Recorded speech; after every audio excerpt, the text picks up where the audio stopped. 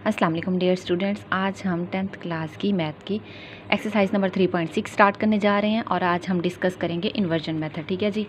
तो inversion method के लिए यहाँ पे बताया गया है कि लीनियर इक्वेशन क्या होती है जिसमें हाईएस्ट पावर क्या हो, किसकी वेरिएबल की 1 हो। ठीक है, और इस फॉर्म में होगी ax + by = c। अगर इसी लुक में दो इक्वेशंस आ जाएं तो हमारे पास क्या होगा कि हम उसको सिमल्टेनियस लीनियर इक्वेशन कहेंगे और इसके सॉल्यूशन के लिए हम दो मेथड लगा सकते हैं। एक क्या है मैट्रिक इन्वर्जन मेथड और दूसरा क्या होता है क्रैमर रूल। दोनों मेथड से सेम आंसर ही आता है। आज हम क्या करेंगे एक्सरसाइज 3.6 का फर्स्ट क्वेश्चन, इसमें लिखा हुआ है solve the matrix inversion method. ठीक है, इफ़ पॉसिबल, अगर पॉसिबल है, मीन्स कि जैसे हम कहते हैं ना डिटर्मिनेंट का आंसर अगर सिंगुलर और नॉन सिंगुलर वाली बात। ठीक है, अगर कोई ना कोई आंसर आ गया तो हम उसको आगे सॉल्व कर लेंगे, अगर ज़ीरो आ गया तो फिर आगे पॉसिबल नहीं हो पाएगा।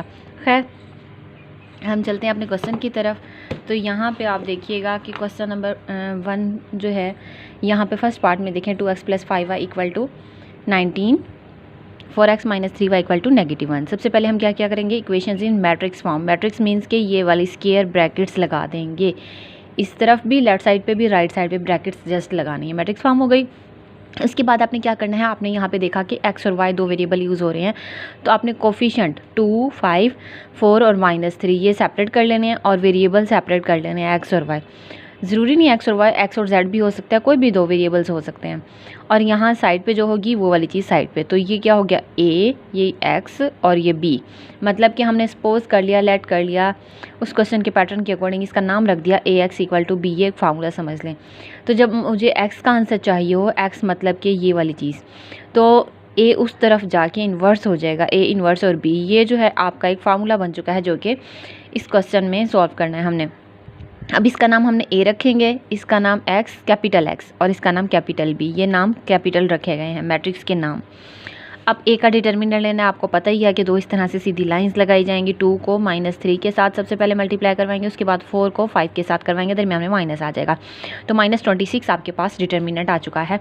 अब आपको जाहिर सी बात है कि a इन्वर्स चाहिए, फिर आप इस b के साथ इसके साथ मल्टीप्लाई करवाएंगे। ठीक है, आपका फोकस इस फार्मूले को सॉल्व करना है। इसके लिए आपको जिस चीज़ की ज़रूरत है आप वो निकाल रहे हैं। तो पहले a इन्वर्स निकालने के लिए आपको डिटर्मिनेंट निकाला, अब एडजॉइंट निकाल रहे हैं, फिर फार्मूला लगा पाएंगे। तो एडजॉइंट के लिए आपको पता है इन दोनों की जगह चेंज करते हैं। 2 -3 की जगह पे चला गया और -3 2 की जगह पे चला गया, और इन दोनों वैल्यूज़ के साइन चेंज करने हैं। मीन्स के +5 था तो -5 हो गया, +4 था तो -4 हो चुका है। ऊपर एडजॉइंट आएगा, नीचे डिटर्मिनेंट आएगा। डिटर्मिनेंट क्या है 1/-26 और एडजॉइंट ये वाला वैसे ही। अब मैं इसको अंदर नहीं लेके गई क्योंकि यहाँ पे 5 है तो ये प्रॉपर कटिंग नहीं हो पाएगी, तो इसको ऐसे ही स्टॉप कर देते हैं। अब हम चले जाते हैं इस स्टेप पर कि a इन्वर्स और b मतलब कि 19 और -1। तो अब हमने यहाँ पे क्या करना है, इसमें पुट करवा देना है a इन्वर्स और b। x मतलब कि वही स्मॉल x y वेरिएबल्स 1/26 और ये सारी जो चीज़ है ये इन्वर्स है, a इन्वर्स है और यहाँ पे ये आपका b है। तो आपको पता ही है कि इसको फिलहाल साइड पे रहने देते हैं, इन दोनों को मैट्रिक्स को आपस में मल्टीप्लाई कर देते हैं। फर्स्ट रो फर्स्ट कॉलम, 3 को 19 के साथ, -3 को 19 के साथ, -5 को -1 के साथ मल्टीप्लाई करेंगे। सिमिलरली इस रो को भी इस कॉलम के साथ मल्टीप्लाई करवाएंगे। यहाँ पे सिंप्लीफिकेशन के बाद आपके पास ये दो वैल्यूज़ आई हैं। तो अब 26 को अंदर लेके गए, इसके साथ भी सेपरेट सेपरेट डिवाइड किया है। तो कटिंग के बाद 2 और 3 आंसर आया है, तो ये x का आंसर हो गया, ये y का हो गया, हमने यहाँ मेंशन कर दिया। और सॉल्यूशन सेट में हमेशा कर्ली ब्रैकेट में लिखा जाता है, तो हम x का आंसर पहले लिखते होते हैं, हम y का बाद में हमेशा। तो ये बहुत ही ईजी क्वेश्चन था। इसी तरह आप इसके रिमेनिंग पार्ट्स भी देख लें। सेकंड पार्ट में जो है वो इस तरह से ये सिंप्लीफिकेशन हुई है, सेम वही प्रोसेस है, सेम वैसे ही आपने नाम रखने हैं, उसी तरह से आपने सॉल्व करना है। और हो गया जी आपके क्वेश्चन कंप्लीट, बहुत ही ईजी वाले मेथड से। और ये इंपॉर्टेंट लॉन्ग क्वेश्चंस भी हैं आपके पेपर में, ये लॉन्ग क्वेश्चंस आते होते हैं, कंपल्सरी हैं, ये ज़रूर अटैम्प्ट कीजिएगा। ठीक है, ओके।